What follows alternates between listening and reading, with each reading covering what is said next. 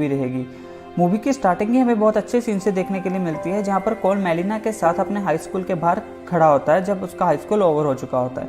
यहाँ पर कोल और मेलिना दोनों अपने पेरेंट्स का वेट कर रहे होते हैं। यहाँ पर मेलिना के पेरेंट्स आके उसे पिक कर लेते हैं और कोल वहाँ पर खड़ा थोड़ा सैड फील करता है। कहानी आगे बढ़ती है और कोल वहाँ से चुपचाप पैदल अपने घर के लिए निकल पड़ता है। यहाँ पर हमें आगे देखने के लिए मिलता है कि उसके फ्रेंड्स उसे बुली करना स्टार्ट कर देते हैं। कुछ वक्त बुली करने के बाद कोल कुछ भी नहीं बोलता और वहाँ पर हमें बी की एंट्री देखने के लिए मिलती है। अभी तक हमें ये नहीं पता होता कि बी कौन है। वो उसके बुली करने वाले फ्रेंड्स को अच्छा खासा मजा चखाती है और कोल और बी वहाँ से चले जाते हैं। सीन टर्न होता हुआ दिखाई देता है और ये देखने के लिए मिलता है कि बी और कोल कार में घर जा रहे हैं और बी कोल को बोलती है कि उसके पेरेंट्स के जाने के बाद हम कल रात को पार्टी करेंगे।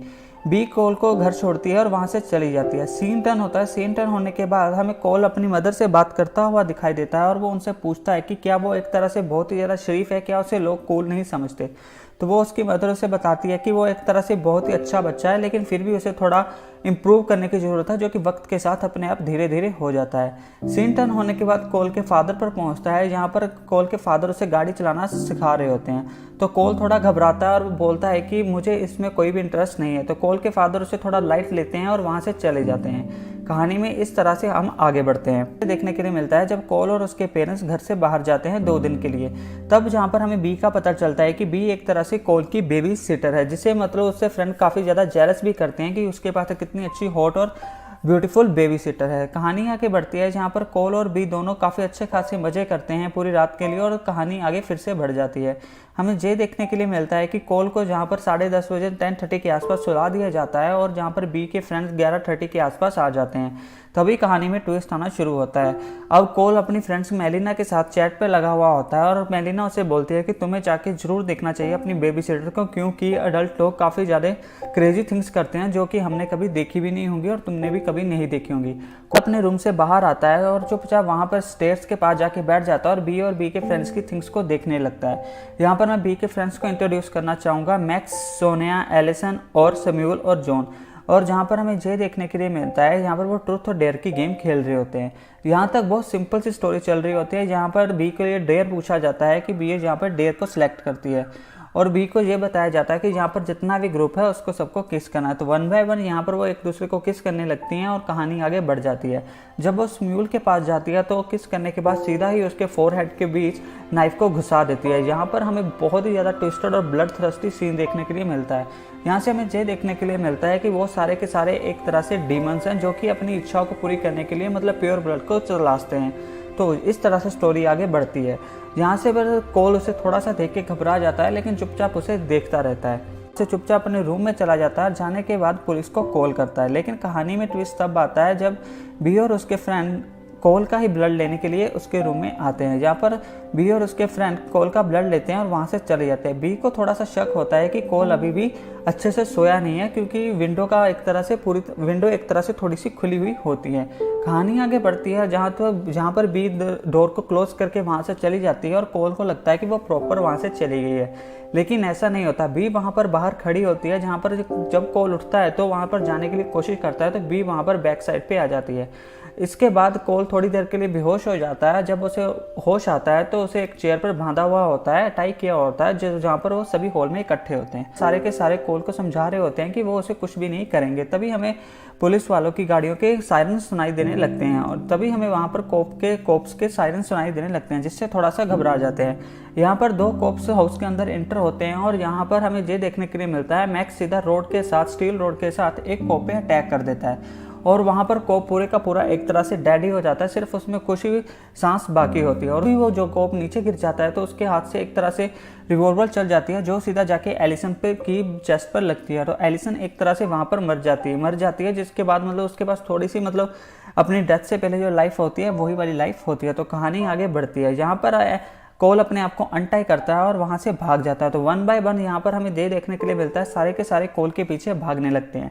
यहाँ पर जॉन कोल के पीछे भाग रहा होता है और जॉन सीधा 2nd फ्लोर से नीचे गिर जाता है और सीधा जाके कांच उसकी गर्दन में घुस जाता है, जहाँ पर जॉन की लाइफ खत्म हो जाती है। यहाँ पर हमें आगे देखने के लिए मिलता है सिर्फ सोनाया, बी और मैक्स बचते हैं जो कि कोल का पीछा कर रहे होते हैं। कोल चुपचाप जाकर अपने रूम से भागने की कोशिश करता है विंडो से, लेकिन मैक्स आके उसे पकड़ लेता है। तो कोल अपनी विंडो से कूद जाता है। यहाँ पर ये देखने के लिए मिलता है कि कोल अपने घर के बेसमेंट में चला जाता है और वहाँ जाकर उसे एक क्रैकर मिलता है और यहाँ पर काफ़ी सारे माउस को पकड़ने के लिए ट्रैप लगे हुए होते हैं। तो सनाया भी उसके पीछे जाती है, उसे लगता है कि कोल वहीं पर ही छुपा होगा।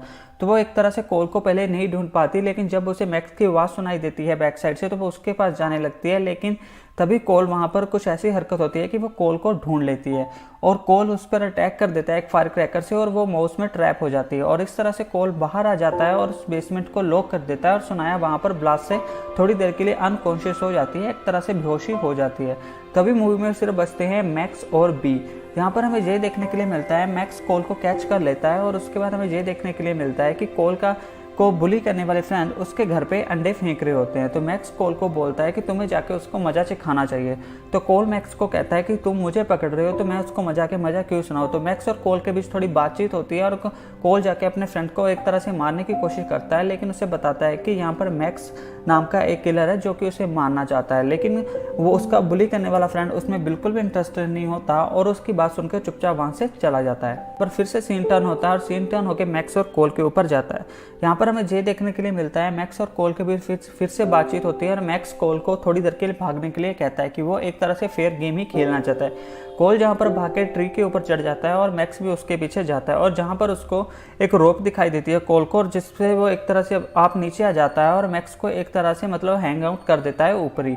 यहाँ पर एक तरह से मतलब मैक्स पूरी तरह से रोप में फंस जाता है और एक तरह से फांसी वाला सीन ही होकर वो वहाँ पर उसका खेल खत्म हो जाता है। और मैक्स इसके बाद भागकर मेलिना के घर पे चला जाता है और मेलिना को भी कुछ शोर सुनाई देता है कि कुछ तो बाहर गलत हो रहा है। यहाँ पर कोल आपस में बात करते हैं और बात करने के बाद ये बताते हैं कि जो भी उसकी बेबी सिटर है और उसके फ्रेंड है एक तरह से ब्लड क्लट है। तो यहाँ पर सीन टर्न होता हुआ दिखाई देता है। कोल अपने घर में भागता है और घर में भागने के बाद जहाँ पर बी और उसके फ्रेंड जिस बुक से पढ़कर वो थिंग्स कर रहे थे वो उस बुक को रीड करता है। रीड करने के बाद बी उसके पास आती है तो बी उसको बोलती है कि मैं अभी भी तुम्हें कुछ नहीं करूंगी अगर तुम इस बुक को वापस कर दोगे। तो कोल वहाँ पर और बी की वहाँ पर बहस होती है काफ़ी सारी, जो आपको खुद देखनी होगी मूवी में। और उसके बाद हमें ये देखने के लिए मिलता है कि कोल उस बुक को जला देता है।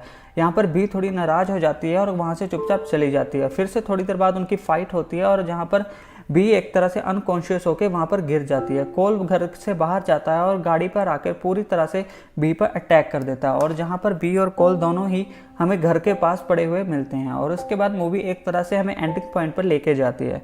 हमें जहाँ पर देखने के लिए मिलता है कि बहुत सारे कोप्स आ जाते हैं और कोल उनको बताने की कोशिश करता है सच में, लेकिन कोई भी उस पर यकीन नहीं करता।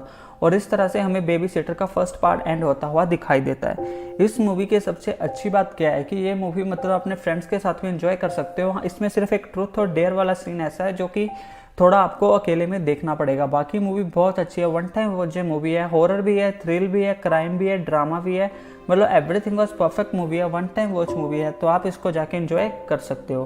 तो अगर आपको ये वीडियो हमारी अच्छी लगी हो तो चैनल को सब्सक्राइब कर देना।